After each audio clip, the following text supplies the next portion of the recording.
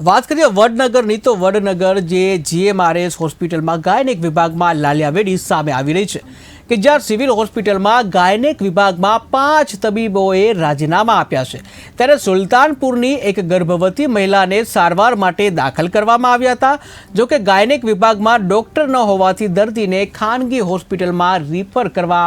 મજબૂર બન્યા હતા કે જ્યાં Vadnagar incharge civil superintendent doctor પ્રજ્ઞાબેને પણ ડૉક્ટરની ખટ હોવાનું જણાવ્યું હતું ત્યારે વડનગરની 650 બેડની સિવિલ હોસ્પિટલમાં અન્ય વિભાગોની પણ દયનીય સ્થિતિ હોવાની ચર્ચાએ જોર પકડ્યું છે।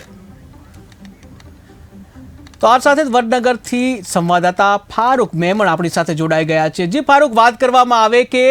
વડનગર જીએમઆરએસ જે હોસ્પિટલમાં 5 જે ગાયનેક વિભાગના 5 જે તબીબોએ રાજીનામા ધર્યા છે અને જે એક ગર્ભવતી મહિલાને સારવાર માટે વલખા મારવા પડ્યા હતા ત્યારે શું છે સમગ્ર વિગત અને શા માટે આ ગાયનેકોએ રાજીનામા ધર્યા છે? વડનગરની જીએમઆરએસ હોસ્પિટલ 650 બેડની હોસ્પિટલ છે અને વડાપ્રધાન શ્રી નરેન્દ્રભાઈ મોદીનું માતૃ વતન છે ત્યારે વડનગરની સિવિલ હોસ્પિટલમાં હોસ્પિટલ જે ગાયનેક આવેલી છે તેમાં 5 ડોક્ટરોએ કોઈ કારણોસર રાજીનામા આપી દેતા ડીન મનીષ રામાવતે સ્વીકાર કર્યો છે રાજીનામાનો અને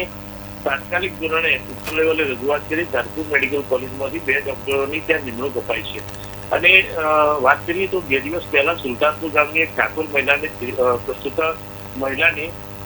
દુખાવો ઉપડ્યો હતો અને એ વખતે સારવાર માટે ગઈ ડોક્ટરોની અછતના કારણે બીજી ઘટના હતી તે સંદર્ભે સારવાર થઈ શકી નહોતી અને તાત્કાલિક ધોરણે તેને ખાનગી હોસ્પિટલનો સહારો લેવો પડ્યો હતો।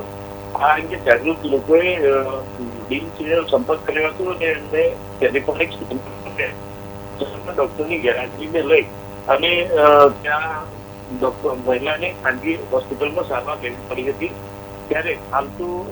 વાત એવી છે કે સિવિલ હોસ્પિટલ છેલ્લા ઘણા બધા અન્ય વિભાગોમાં પણ કેટલાક ડોક્ટરોની અછતને કારણે હાલ સ્ટાફ પણ જે છે એ ત્રાસેલો છે અને સરકાર તાત્કાલિક ધોરણે વડનગર સિવિલ હોસ્પિટલમાં ડોક્ટરો પ્રોવાઈડ કરે તેવી જનતાની માંગ ઉઠી રહી છે। જી ફારૂક, સમગ્ર માહિતી બદલ આભાર। તો વડનગરમાં ગાયનેક વિભાગના એક સાથે 5 જે તબીબોએ રાજીનામા દેતા ખળભળાટ મચી ગયો।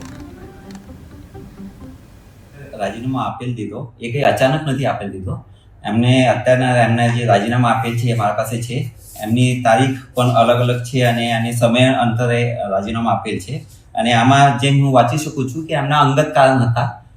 આ રીતે એમને રાજીનામું આપેલ છે। પણ આપની જે ભરતીની પ્રક્રિયા વડી કચેરીથી ચાલુ જ હોય છે દર બીજા અને ચોથા મંગળવારે અને આની હું રજૂઆત ઉપર કરતા કે 5 ડોક્ટર રાજીનામું જે આપેલ છે અલગ અલગ સમય અંતરે એમને પતી ગયો હતો, અલગ અલગ જે નોટિસ પીરિયડ કહેવાય પણ એ અલગ અલગ સમય પતી ગયો હતો અને ઉપર હું રજૂઆત કરી હતી તો ઉપર રજૂઆતના ધ્યાનમાં લઈને તાત્કાલિક ધોરણે 2 ડોક્ટર્સની પ્રતિનિયુક્તિ કરવામાં આવી છે જે ધારપુર પાટણથી છે અને એ જોઈન થઈ ગઈ છે। હાલ પરિસ્થિતિ વ્યવસ્થિત સુરક્ષિત છે, બધું जो ऑप्स गायनेक विभाग डिपार्टमेंट का काम व्यवस्थित चालू है। पेशेंट हमारे पास आया था और हमारे सीनियर रेजिडेंट ने उसे अटेंड भी किया था पर हमारी फैकल्टी लीव पे थी इसलिए फिर पेशेंट के रिलेटिव ने भी इंसिस्ट किया कि उसे प्राइवेट में जाना है तो इसलिए पेशेंट यहाँ पे एडमिट हुआ। अभी गायनेक विभाग में हमारे पास 2 सीनियर रेजिडेंट हैं और फैकल्टी के चले जाने की वजह से अभी फैकल्टी नहीं है पर हमारे every Tuesday, 2nd Tuesday and 4th Tuesday interviews चालू ही है तो वी होप कि हमारी जल्दी फैकल्टी